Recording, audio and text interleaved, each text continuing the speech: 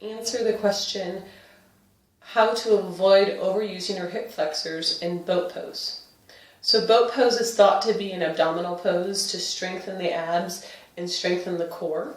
It also can be a pose that can be quite strenuous on the low back, and if done properly, can be a great pose to strengthen your hip flexors if indeed that is necessary.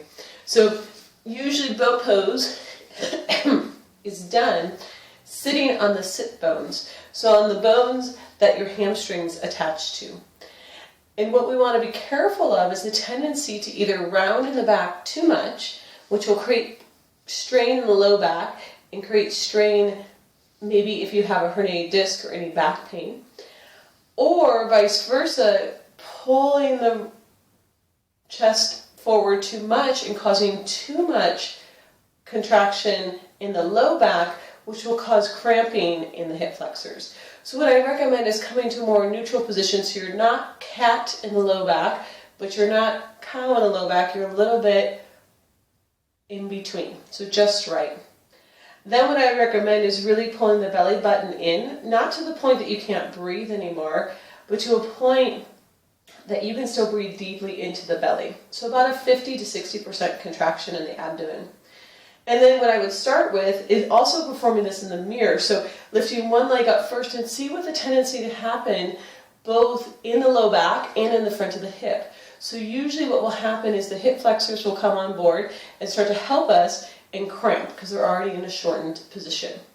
So to avoid that is when you're straightening your leg to press your thigh into your hand to engage your hamstring as you start to straighten your leg. What this will do is cause a co-contraction in your thigh and keep the front of your hip from over-engaging. So I would start with one leg at a time, straightening each leg one at a time, really reaching and pressing the back of your thigh into your hand, keeping your spine neutral, belly button pulling in. Then you can work with lifting one leg and then the other leg, really pressing your thighs into your hands to keep the hip open in the front, so you're not over contracting, which will cause a pinching in the front of the hip. So press the thighs into your hands, engage the hamstrings, and then even work with straightening one leg from this position. Reaching your leg long, pressing your thigh into your hands, and try it on the other side. Keep breathing calmly, deeply, then maybe eventually trying both legs at the same time, keeping your thighs pressing into your hands.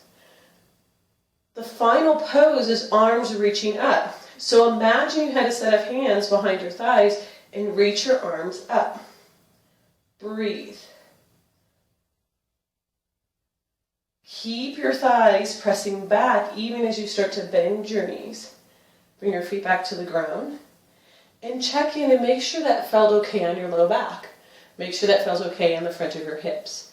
So the hip flexors are being used in boat pose. It is necessary to use them, but to counterbalance their over-engaging is to use the hamstrings and also keep the back in a more neutral position. Thank you.